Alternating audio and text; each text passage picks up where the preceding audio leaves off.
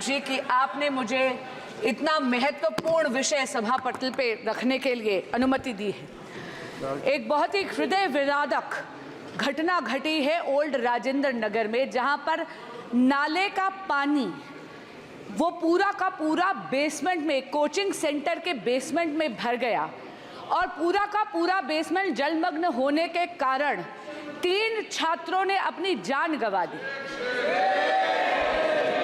ये बच्चे तेलंगाना, उत्तर प्रदेश और केरल से आए थे।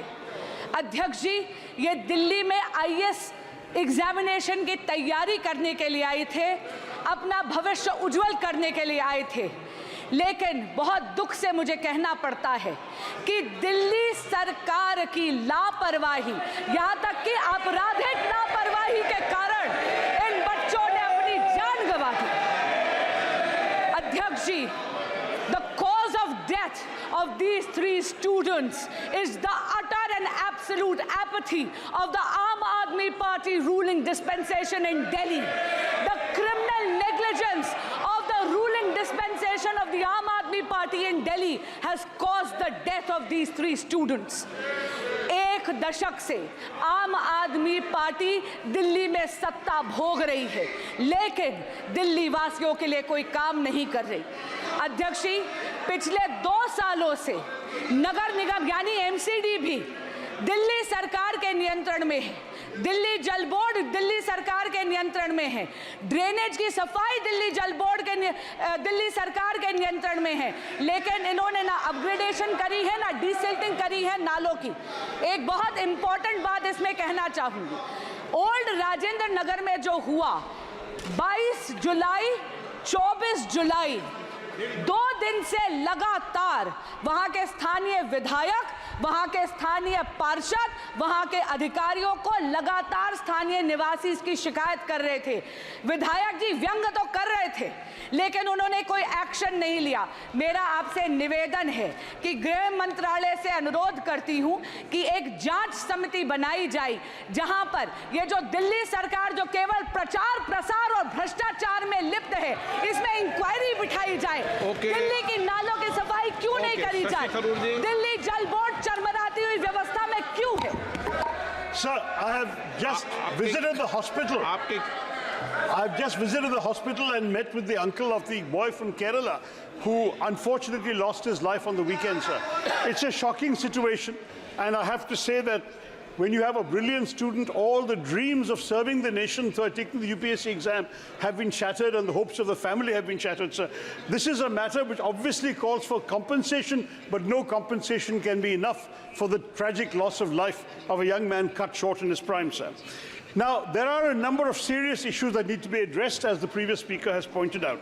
There is, sadly, a level of violations of basic norms when it comes to building codes, fire safety, flood safety, and so on. That is rampant in the city. The corporation also has responsibility on this. So wait, I have seen in the hands of a journalist a certificate of clearance issued on the 9th of July, sir, by the corporation, allowing these people to do what they're doing, saying they're in compliance.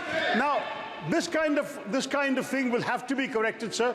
At the same time, drains have to be cleaned. They're choked and clogged. Sir, let me just finish. The most important issue, and I say this on behalf of the family also, is to prevent such future tragedies. For this, there has to be a comprehensive inquiry, but there also has to be very specific steps taken to ensure that no other parents coming to our national capital from various parts of the country suffer this kind of loss and tragedies. Sir. इनका केरल का विषय था, इन्होंने उठा दिया। पप्पू यादव जी, सवाल इस देश की बच्ची का है या केरल या बिहार? तानिया हमारे बिहार की बच्ची थी। हम अपनी बहन को बता देना चाहते हैं, मिडिल क्लास की एक बच्ची तानिया, जिनकी मौत कल हुई है, परसों। और मेरा आग्रह इसमें 2 है।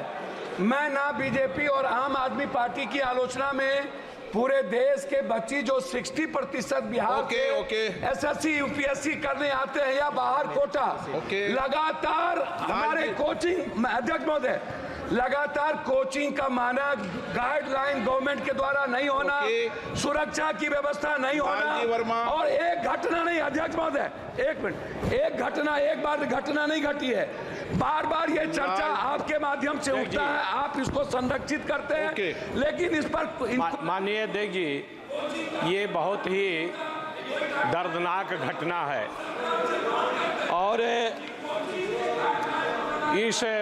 इस घटना में जिस तरह से पानी उसमें गया, बच्चे निकलने का प्रयास कर रहे हैं। आपने भी देखा होगा वीडियो। आप तो विषय क्या है बता दो आप। मान्यवर, आपने भी देखा होगा वीडियो। आप क्या बोलना चाहते हैं? मैं उसमें अखिलेश जी से जुड़ता हूं हमारे साथ, बहुत गंभीर समस्या है और जो घटना हुई है दर्दनाक घटना है। यूपीएससी के स्टूडेंट जो तैयारी कर रहे थे, आखिरकार प्लानिंग और एनओसीज देने की जिम्मेदारी तो सभी अधिकारियों की है। अध्यक्ष महोदय, जिम्मेदार कौन है, उनके खिलाफ कार्रवाई क्या हो रही है, नंबर एक। दूसरा, ये केवल एक विषय नहीं है इलीगल बिल्डिंग, हम तो यूपी से अध्यक्ष जी देख रहे हैं, जहां इलीगल बिल्डिंग बनती है वहां बुलडोजर चलता है। क्या ये सरकार बुलडोजर चलाएगी कि नहीं चलाएगी? नो, विजय कुमार दुबे। धन्यवाद महाराज जी। माननीय अध्यक्ष जी, माननीय अध्यक्ष जी, आपके माध्यम से विजय कुमार दुबे जी, धन्यवाद माननीय अध्यक्ष जी।